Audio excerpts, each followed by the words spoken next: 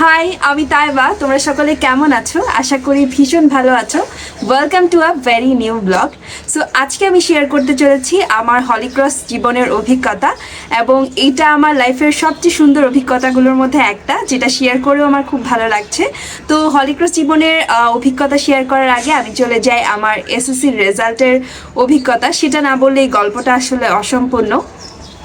তো আসি আমার রেজাল্টের দিন সকালবেলা। এমনি আমি আসলে খুব ভালো স্টুডেন্ট না, একদম মধ্যমানের স্টুডেন্ট, যার কারণে আমি একটু ভয়ই ছিলাম যে রেজাল্ট কি হবে। বাট আমি সবসময় চাইতাম যে আমি একটা ভালো রেজাল্ট করি, এবং আমার আব্বু আম্মু মানে আমার জন্য অনেক চেষ্টা করতেন কখন আমি প্রাইভেটে যাব, কোচিংয়ে যাব, সবসময় আসলে তারা সবসময় নজরদারিতে রাখতেন। তখন এটা খুব বিরক্ত লাগলেও যখন আসলে একটা ভালো ফল পাওয়া যায় তখন এটা মনে হয় যে না, ওইটা ঠিকই ছিল।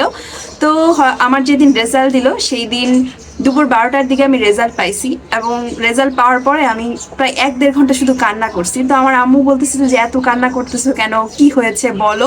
তো মানে কিছু কান্না আসলে সব কান্না দুঃখের না, কিছু কিছু কান্না অনেক সুখের, অনেক আনন্দের হয়। তো আমার ওই কান্নাটা ওরকম ছিল, এবং মানে আমি এরকম সুখের কান্না আর লাইফে কখনো কাঁদার সুযোগ পাই নাই। তো ওই দিন আমার রেজাল্ট আমি দেখি, আমার ইংলিশ পরীক্ষাটা একটু খারাপ হয়েছিল। এর একটা কারণ হচ্ছে আমি ইংলিশ যেগুলো না পারতাম ওগুলো আমি রেখে দিয়েছিলাম যে আমি এটা পরে লিখবো, বাট পরীক্ষার হলে ওগুলো না লিখেই আমি চলে আসছি। মানে যেখানেই যাই একটা ঘাবলা করার অভিজ্ঞতা আমার আছে, এবং এটা আমি করেই আসি। তো ওরকম আমি করছিলাম, যার কারণে আমি ভয় ছিলাম যে ইংলিশে কী হয়, যেহেতু আমি মোটামুটি যেগুলো পারি না সেগুলো সবগুলোই আমার ফাঁকা চলে গেছে, আর যেগুলো মানে পারছি সেগুলো তো লিখেছিলামই। তো যাই হোক, ওইটা নিয়ে আমি একটা ভয় ছিলাম, বাট আলহামদুলিল্লাহ আমার রেজাল্ট খুবই ভালো ছিল। মোটামুটি আমি সবগুলো সাবজেক্টে 90 আপ পাইছি। তো এটাই আমার টার্গেট ছিল যে আমি যাতে গোল্ডেন পাই, তো সেটা পেয়েছিলাম। ওইটা আমার লাইফের একটা খুব সুন্দর মোমেন্ট। যখন আমি আমার রেজাল্টটা পাই, আমি জাস্ট ক্রাইং। মানে এত কাঁদতেছিলাম কেন জানি না, আমি এখনো বলতে বলতে ইমোশনাল হয়ে যাচ্ছি। বাট যখন তুমি তোমার সাকসেসের জন্য তোমার আব্বু আম্মুকে কাঁদতে দেখো, বা তাদের মুখের সেই হাসিটা দেখো, সেটা আসলে লাইফের অনেক বড় একটা পাওয়া। এবং তুমি যখন দেখো যে তারা তোমার জন্য গর্ববোধ করতেছে, সেটা আসলে মনে হয় যে দেখতে পাওয়াটাও একটা ব্লেসিং আল্লাহর। তো যাই হোক, সেই সময় আমি সেটা দেখতে পারছিলাম। মানে এরকম খুশির কান্না আমি আমার লাইফে কখনো কাঁদার আর সুযোগ পাইনি। তো যাই হোক, রেজাল্ট দেওয়া শেষ হলো। এরপরে আমি যখন আমার এসএসসি পরীক্ষা শেষ হয় তখন থেকে আমি ডিসাইড করছিলাম যে আসলে আমি কোথায় মানে কলেজে ভর্তি হব। আমার হলিক্রসে পড়ার আগে থেকে ইচ্ছা ছিল, তো সেখানে তো আমি ইন্টারভিউ দেই। এর সাথে সাথে হলিক্রস কলেজের তো ইন্টারভিউ দিয়ে চান্স পেতে হয়, আর একটা হচ্ছে চয়েস লিস্টে কলেজ দিতে হয়। তো চয়েস লিস্টে আমার ভিকারনেসে এসেছিল। তো অনেকে বলছিল যে ভিকারনেসে ভালো হবে, অনেকে বলছিল হলিক্রস, বাট আমার একটা ইয়া ছিল যে আমি হলিক্রসেই পড়বো। ভিকারনেসে আমার কাছে ব্যক্তিগতভাবে একটু কম ভালো লাগতো, যার কারণে আমি যাই নাই, হলিক্রসে গিয়েছিলাম। হলিক্রসের অভিজ্ঞতা বলি। হলিক্রস আমার জীবনে এমন একটা অধ্যায় যেটা আমি আসলে আমার মৃত্যুর আগের দিন পর্যন্ত মনে রাখবো, এবং আমার মনে হয় যারা ওই কলেজে একবার পড়েছে বা ওই জায়গায় একবার গিয়েছে তারা আসলে এই স্মৃতি কখনো ভুলতে পারবে না। কারণ সবার লাইফে এটা খুব সুন্দর একটা স্মৃতি, খুব সুন্দর একটা মোমেন্ট। আমার লাইফের সব সুন্দর ঘটনাগুলোর মধ্যে একটা অন্যতম এই ঘটনাটা। তো কলেজে যেদিন ভর্তি হতে চাই সেদিন তো খুবই ভয় ভয় ছিলাম যে কি বলবো, কি করব। যাই হোক, ভর্তি টর্তি হয়ে আসি।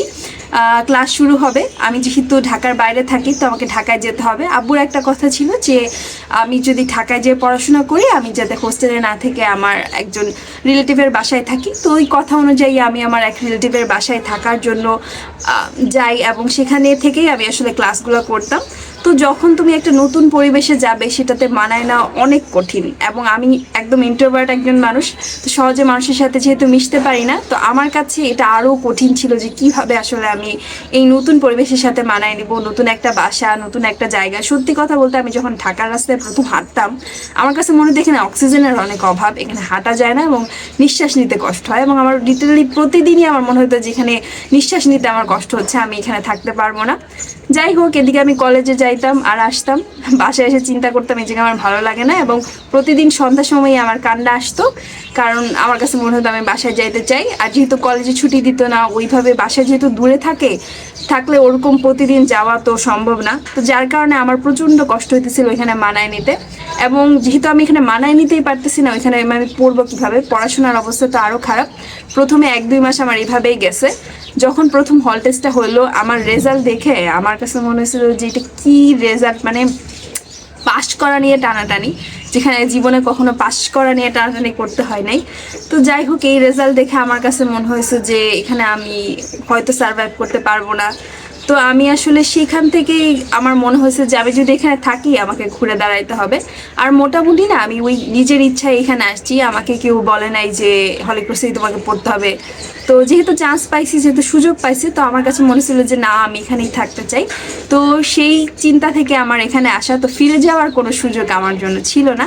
তো আমি ওইখানেই আসলে মানায় নেওয়ার প্রতিদিন চেষ্টা করতেছিলাম। যখন আপনি বাসার বাইরে অন্য কোথাও থাকবেন, সেখানে আসলে অনেক সমস্যা হবে। সেখানে আপনি আত্মীয় বাসায় থাকতে যান বা হোস্টেলে থাকেন, সেখানে পারিপার্শ্বিক অবস্থার সাথে মানায় নেওয়া, সেই মানুষগুলোর সাথে মানায় নেওয়া, প্রতিদিন ওই মানুষগুলো কি চায় বা মানে তাদের সাথে মানিয়ে চলা, ইট ওয়াজ আ ভেরি টাফ টাস্ক। এবং আমার জন্য তো আরও টাফ ছিল, যার কারণে আমার প্রথম দিকে জার্নিটা খুব কঠিন ছিল। আমার কাছে মনে হতো কলেজে যাইতাম, আসতাম, এই আমার আর লাইফে কিছু হইতেছে না, পড়াশোনা তো মানে কোনো মতো হইতোই না। তো যাই হোক, প্রথমে মানায় নিতে সবার একটু কষ্ট হয়, বাট যখন আপনি একবার ওই জায়গাটায় আসলে ভালোবাসতে শুরু করবেন, ওই জায়গায় থাকতেও আপনার ভালো লাগবে। তো আমার জন্য ওই লাস্টের দিকে আমার কাছে মনে হতো এত তাড়াতাড়ি সময়টা চলে গেল, আই মিস দ্যাট টাইম। এবং সত্যিকারেই আমি এখনও অনেক মিস করি। তো আমি বলি হলিক্রস কলেজে পড়াশোনার ব্যাপারে যদি বলি, তো হলিক্রস কলেজে পড়াশোনা কিন্তু অনেক ভালো হয়। তুমি যদি ক্লাসের লেকচারগুলো ফলো করো, তাহলে আর প্রাইভেট বা অন্যান্য কোচিংয়ের কোনো প্রয়োজন হয় না। তো ইজিলি তুমি হচ্ছে পাস করে যেতে পারবা। তো আমি প্রথমে ভাবতাম যে অনেক প্রাইভেট পড়তে হবে, অনেক কিছু করতে হবে, বাট যখন আমি ক্লাসগুলো করা শুরু করলাম ডেইলি এবং প্রতিদিনই তোমাকে ক্লাসে যেতে হবে, তো তখন দেখলাম যে না, মোটামুটি আমি মানে যে জিনিসগুলো বুঝতে চাই আমি কভার করতে পারতেছি। তো সেটা একটা ভালো দিক ছিল। তো এদিকে আরেকটা হচ্ছে হলিক্রস কলেজের স্পোর্টস মেন্টরি। তো কলেজ ছুটির পরে প্রতিদিনই স্পোর্টস করতে হতো, এবং আমি যেভাবেই হোক আমি স্পোর্টস লিডার ছিলাম। তো আমার কোনো ফাঁকি দেওয়ার কোনো ইয়া ছিল না, বাট আমার কাছে মনে হতো কোথাও কোথাও এটা খুব টাইম কিলিং হয়ে যাচ্ছে আমার জন্য। অনেক সময় আমি প্রাইভেটেও আমার মিস হয়ে যেত, কারণ স্পোর্টস করা, এরপর হলিক্রস কলেজে স্পোর্টস লিডার হলে এটার সাধারণত অনেক দায়িত্ব থাকে। তো ওগুলাকে ঠিকমতো পালন করতে করতে আমার আসলে অনেক টাইম কলেজে দিতে হতো, যার কারণে আমি ওই বিকালে আমি দু একটা প্রাইভেট যেগুলো পড়তাম ওগুলোতে ঠিকভাবে সময়ও দিতে পারতাম না। তো প্রথম দিকে আমার মনে হচ্ছিল যে আমি একদমই টাইম ম্যানেজ করতে পারতেছি না। ওই কলেজ ছুটি হতো মনে হয় 1টার দিকে, এরপরে আমি 2টা 3টা 4টা পর্যন্ত আমাকে প্রতিদিন কলেজে থাকতে হতো স্পোর্টসের জন্য। তো যেটা আমার জন্য অনেক একটা সময় সাপেক্ষ এবং টাইম কিলিং, এবং বাসায় যেয়ে ধরো যে একদম টায়ার্ড হয়ে যেতাম, পড়তে পারতাম না। তো প্রথম দিকে এটা খুব সমস্যা হচ্ছিল। এরপরে সেকেন্ড ইয়ারে তো কোনো স্পোর্টস থাকে না, যার কারণে ওই টাইমটা একদম রিল্যাক্স করা যায় এবং পড়াশোনা ঠিক মতো করা যায়। তো ওই টাইমটায় আমি মোটামুটি রিকভার করেছি। বাট ওভারঅল আমার এক্সপিরিয়েন্স খুবই ভালো ছিল, এবং আমি বলবো যে তুমি যদি স্পোর্টস করতে ভালোবাসো, তোমার জন্য বেস্ট জায়গা। তুমি যদি অভিনয় ভালোবাসো, গান ভালোবাসো, কবিতা ভালোবাসো, এক্সট্রা কারিকুলার অ্যাক্টিভিটিস ভালোবাসো, তোমার জন্য the best place and best college ever. তুমি দেখতে পারো, চেষ্টা করে দেখতে পারো। হলিক্রসে যে পড়তে হবে, হলিক্রসে না পড়লে যে জীবন একেবারে শেষ, তেমন কোনো ব্যাপার না।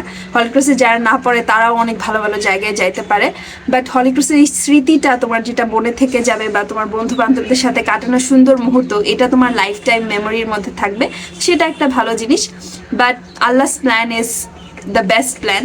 তো তুমি জানো না তোমার জন্য আল্লাহ কি প্ল্যান করে রাখছে। তুমি যদি চান্স পাও, আলহামদুলিল্লাহ, তোমার লাইফে একটা খুব সুন্দর অধ্যায় যোগ হলো।